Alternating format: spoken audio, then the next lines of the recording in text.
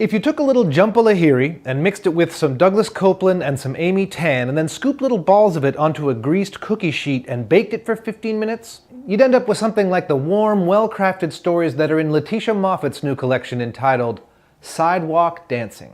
I saw my arm as a stream of white candle wax. It pooled at my hands and I saw my fingers dribbling out from the stream, then slowing, the wax cooling and hardening, like rigor mortis setting in at the fingertips and spreading slowly cell by cell. Sidewalk Dancing by Letitia Moffitt is a collection of 13 independent stories about one unusual family. Organized into chronological order, these vignettes tell the story of a young Chinese woman who comes to America, meets a clumsy, well-meaning American man, and goes on to raise a slightly jaded, mixed-raced hipster chick. It's an immigrant narrative, but not so much about moving from country to country, but more about moving from person to person. The stories show how every romantic relationship is an immigration of sorts. We move to a new place when we partner up, and no matter whether you move from Portland, Oregon or Shanghai, China, the change is equally dramatic.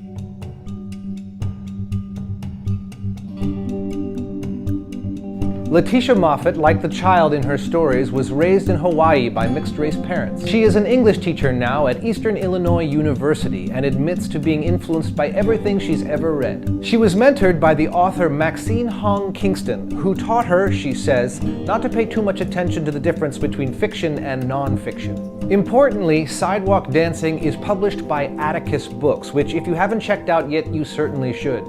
It's great to discover a publishing house that is dedicated to new and bold voices. Sidewalk Dancing is just one of the 3 exciting new books they published in 2013. I have to thank Storyad for turning me onto this book. She's the kind of writer I would never have chosen to read, but I'm really glad that I did. Letitia Moffitt has a unique voice. Her heritage is very interesting, but there's no forced drama. She just observes her family with a modern, ironic sensibility. Also, I think Letitia Moffitt is important because she is truly a post-racial author, more concerned with the cultural differences between her characters than the genetic ones.